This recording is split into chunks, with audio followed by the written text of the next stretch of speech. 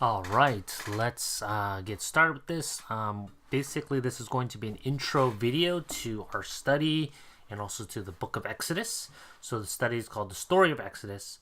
And for this video, or for this study, we're actually only going to go over the first maybe 6 or so chapters of Exodus. So we're not going to even go over the entire Exodus story. In the sermons we will, but not in the studies, because in the Bible studies we were trying to get more in depth and just actually study the text. And I think there's a little bit too much skipping around if we really want to cover like 19 chapters of the story of Exodus. So we're not covering all of the entire thing. We're just covering basically like the first 6 chapters of the book of Exodus for the study. In the sermons, we will cover more. The sermons are not going to be completely in sync with the Bible studies. Again, never usually is, but the sermons will cover more because you can go quicker and just skip a lot more stuff in sermons. But the Bible studies will just basically cover the first 6 chapters. Okay, so that's the first part. The second thing is so let's get into a little bit of what the book of Exodus is all about, some of the backgrounds, just what structure is and that type of thing. So the first thing is with the book of Exodus, what is it? What is it?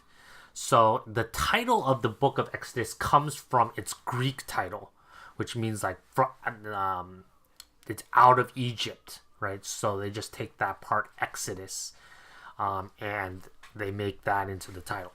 But in Hebrew, in the Hebrew Bible, all the titles are generally just the first few lines of the book. So the first few lines of every book are very, very important because they indicate they're not only the first few lines, but they're also the title of the entire book. So the first few lines of each book especially in the Torah, are going to indicate what is this book all about.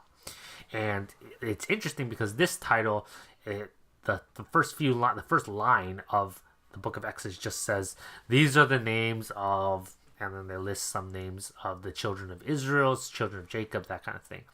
So it's like, and so the title in Hebrew, they would just refer to it as, these are the names. Oh, we're going to read these are the names today, right? So the book itself is just called These Are the Names. And it's interesting because when you examine what these are the names, it's talking about the children of Jacob, right?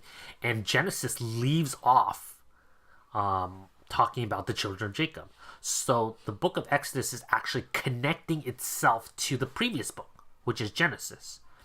And that's because Genesis, Exodus, Leviticus, Numbers, and Deuteronomy are one unit. Actually, they're one literary unit, so they're made to be one whole story and this unit is called the Torah, the first 5 books of the Bible. In Greek, they would call it Pentateuch, so I don't know if you've heard of that, but in Hebrew, they called it the Torah, and that's what I'll probably refer to it as, is the Torah. So the Exodus is just the second book, or maybe even you can even think of it more of as like a chapter in the story. So it's the second book in the Torah. So it continues the story of Abraham, Isaac, and Jacob into who do these people become.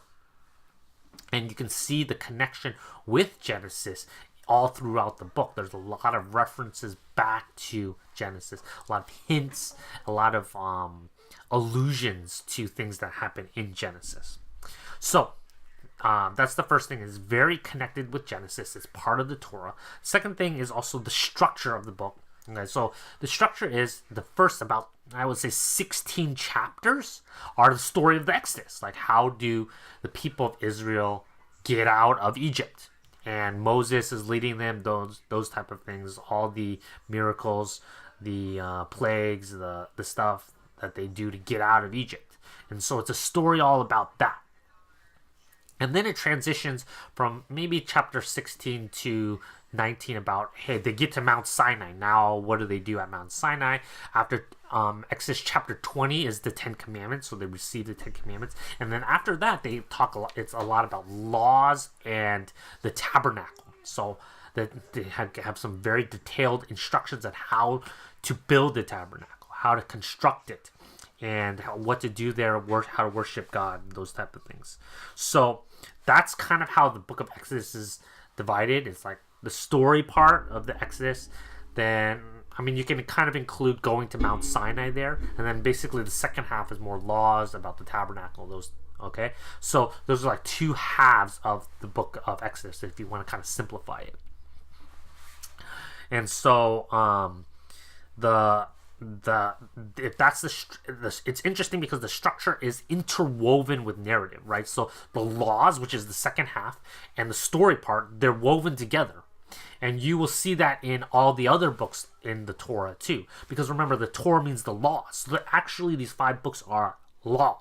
But it's not just law. It's interwoven with story into those laws. So today we think of, okay, laws and then stories. They're like completely separate, completely different purposes. They do completely different things. You're not going to read, federal law and there's no story to it. It won't be entertaining at all. And if you're reading a story, you don't want to read about laws. It doesn't have any. You can read like Harry Potter and you're not going to change your life. You're not going to follow Harry Potter or anything like that.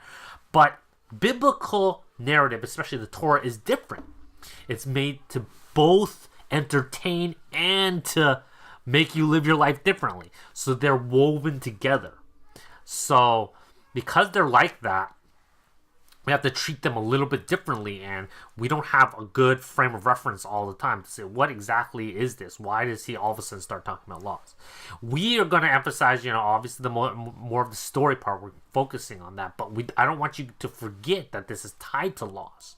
And so there's going to be a lot of hints of that about obedience, about God's sacredness, about all that kind of thing in the story, because the story will bring out why these laws exist.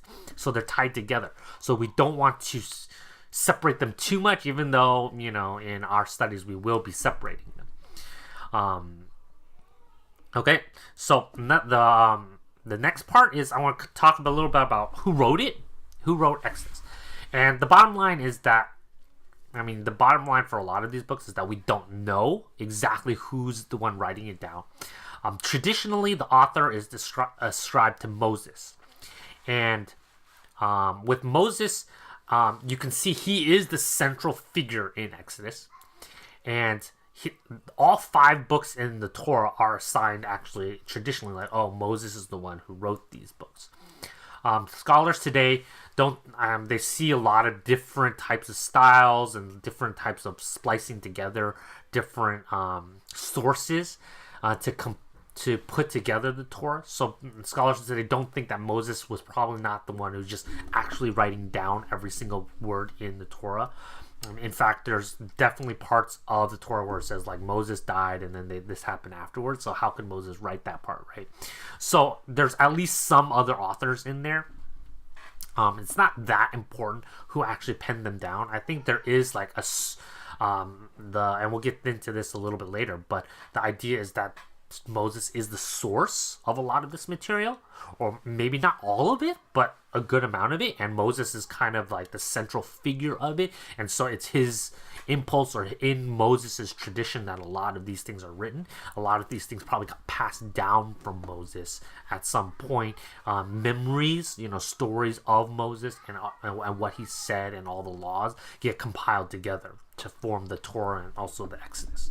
Okay, so that's probably somewhat what's going on. Who actually wrote all these things, we don't really know. Scholars don't really know. There's lots of different theories there, and if you want to get into, there's like documentary hypothesis, there's like complementary hypothesis, and I don't know, the different things. So, but you can ask me about that later if you want. One of the points that people will argue about, and it's kind of controversial, I don't want to get into all of it, but it's basically, did the Exodus actually happen? Is it actual history? And they'll say, oh, there's no archaeological evidence for a lot of the events, that kind of thing.